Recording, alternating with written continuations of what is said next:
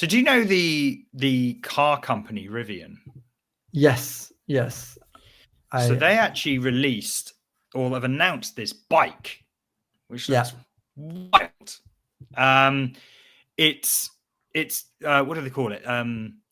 It's driven by wire, which means that there's no traditional gears and chain on this thing. Yeah. You pedal to charge the battery, which then powers the motor. So if you run out of battery in the middle of the sticks, you ain't getting anywhere because it's all done by battery. You have this hot swappable battery, interesting design, looks pretty cool.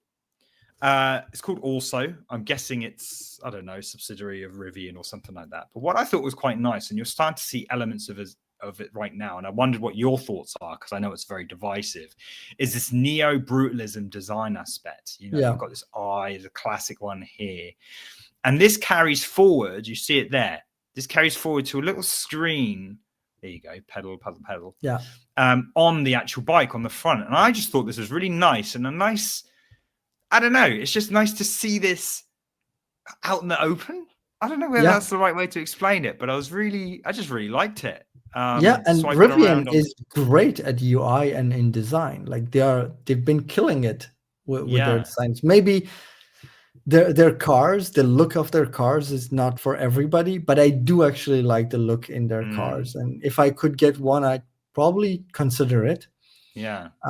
But the bike, I'm not a big fan of this bike. This is more like motorcycle than a bike. It looks like a bike, but it's not really a bike, because it, as you said, this is not connected physically to the tires. So once like you are, it's like a Flintstone powered bike, basically. You gotta run to power it. But exactly. And I'm pretty sure this, because of like these extra gears, it's going to be heavier than a normal bike. And I'm not really looking forward to that part either.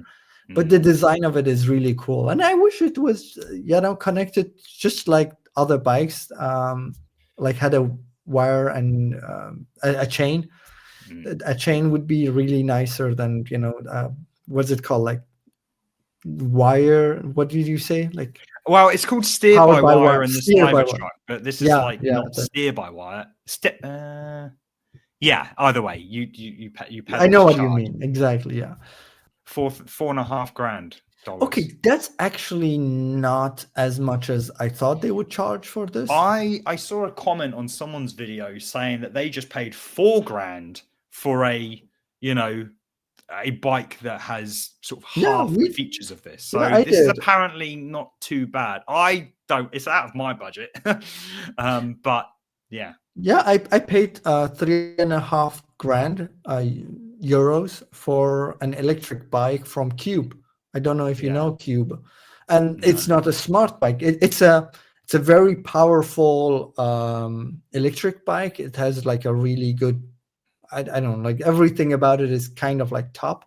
But I didn't buy like the most expensive Cube bike, because like some of the more expensive Cube bikes cost about like 6, 7, even I believe closer to 10K, and this being just 4.5, it's not too bad.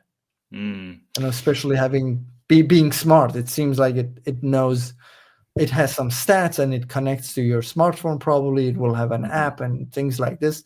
The bike that I got for 3.5 it just has the controller to change the speed and things like this. It's not a smart bike.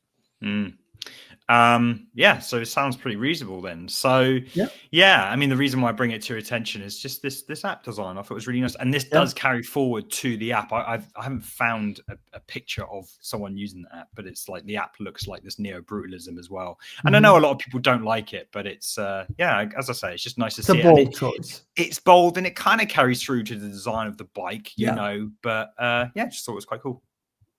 It has elements of Rivian as well, like the lights. Yeah.